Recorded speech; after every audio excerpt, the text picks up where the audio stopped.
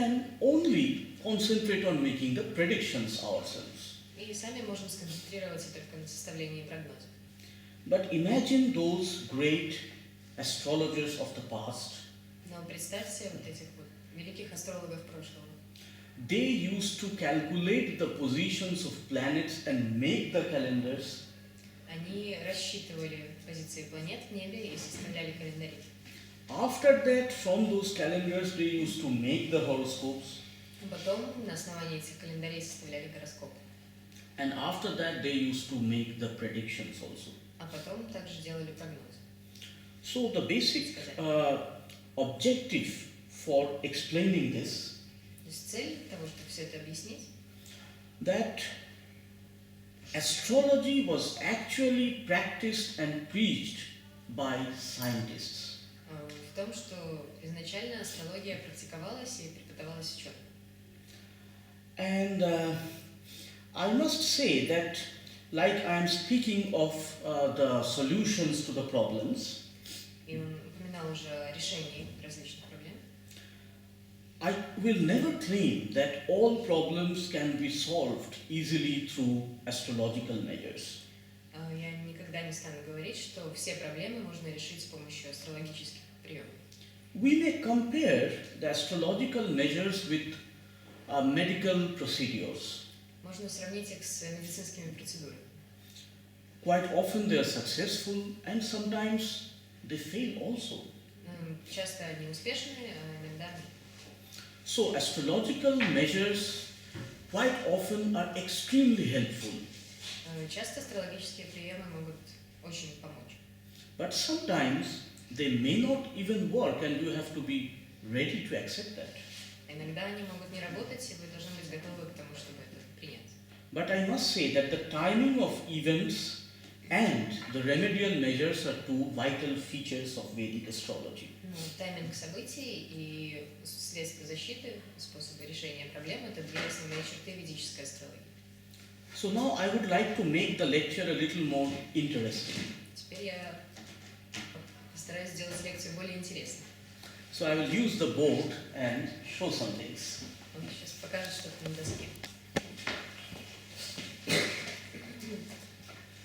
Now I am drawing the zodiac according to the East Indian style. Сейчас он нарисует зодиак по восточно-индийскому стилю. Because I come from Calcutta, which is in East India, Он из Калькутты, это восток Индии.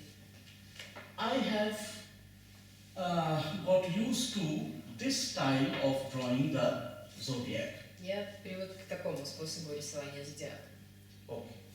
So always this sign, we say it is Leo, Вот этот знак – это лев. and this is the sign owned by Sun, or Sun is the lord of this sign. И это знак, которым владеет Солнце. Солнце является хозяином этого знака. But why Sun is the lord of Leo? Но почему Солнце является хозяином льва? In Leo, we find the brightest constellation of the whole zodiac. Во Льве находится самое яркое созвездие всего зодиака. So we may say that Leo is the brightest zodiac sign, at least a part of Leo. Поэтому можно сказать, что лев, или как минимум часть льва, является самым ярким знаком зодиака. So, beside Leo, there is Cancer. Рядом с львом находится рак. And this is owned by, or the lord of this sign is Moon. И хозяином рака является Луна. Because in astrology, Sun is called the king and Moon the queen. Потому что в астрологии Солнце является королем, а Луна королевой. Also, Sun is called father and Moon is called mother. Также Солнце называют отцом, а Луну матерью. So this much, it is easy to understand. Эту часть легко понять. Now see how wonderfully astrology is connected with science. Теперь смотрите, как астрология удивительно связана с наукой. So, can everybody see this part? Всем видно вот эта часть? So let's go back to our school days. Вернемся в школу. let's take an example that this is Sun. Представим, что вот это Солнце. Now, the nearest planet to the Sun is Mercury. Ближайшая планета к Солнцу — это Меркурий. And see here, the signs just closest to Sun and Moon, the zodiac signs nearest to Sun and Moon, И ближайшие знаки к Луне и Солнцу Virgo — это and Gemini, Дева и Близнецы. they are owned by Mercury. Their lord, according to astrology, is Mercury. Их хозяином является Меркурий. And then see, the next planet in zodiac is Venus. Следующая Sorry, not the планета, zodiac, the solar system is Venus. следующая планета, ближайшая к Солнцу, это Венера. And in the zodiac also, next comes the two signs owned by Venus, Дальше в зодиаке идут два знака, хозяином которых является Венера. Libra and Taurus. Весы и Телец. And then, of course, there is the orbit of Earth. Дальше идет Земля. But that we do not need to place in the zodiac. Earth do not need to have any zodiac signs. Но она не является хозяином никакого знака, и нам не нужно располагать ее в зодиаке. Because we are living on Earth and we are calculating effects of other planets. Потому что мы живем на Земле и рассчитываем эффекты других планет на нас. So next comes Mars. Дальше идет Марс. And you see the next two zodiac signs, И следующие два знака Aries and Scorpio, Овен и Скорпион. they are owned by Mars. Их хозяином является Марс. And then we have, of course, the very big planet Jupiter. Дальше идет планета Юпитер.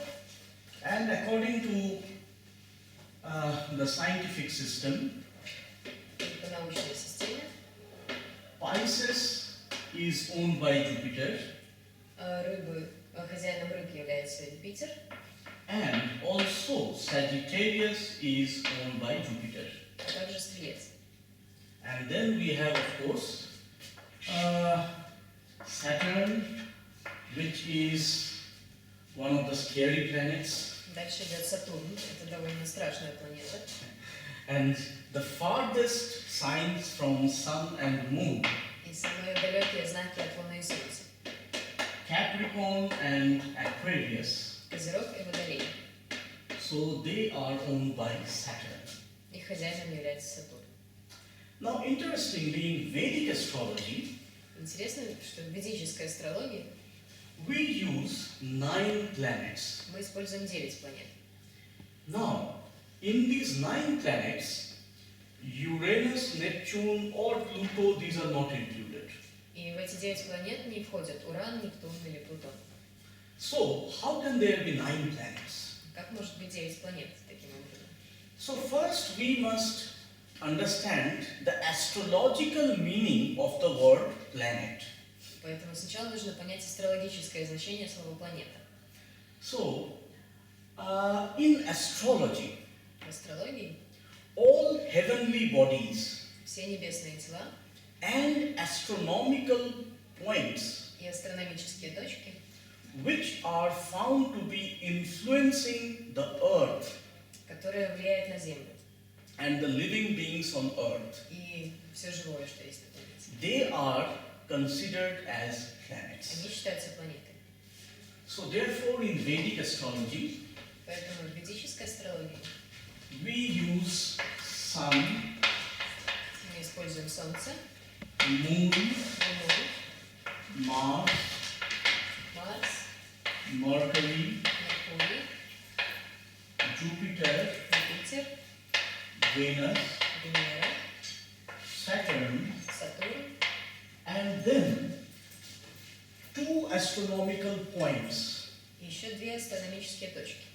They are used in Western astrology also. Они также используются и в западной астрологии. In Sanskrit, they are called Rahu and Ketu. На санскрите они называются Рагу и Кету. In Western, they are often called dragon's head and dragon's tail. В западной астрологии они также называются голова дракона и зубы дракона. There is a typical astrological name also.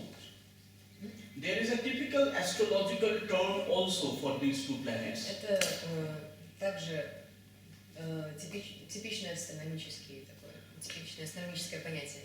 They are called nodes.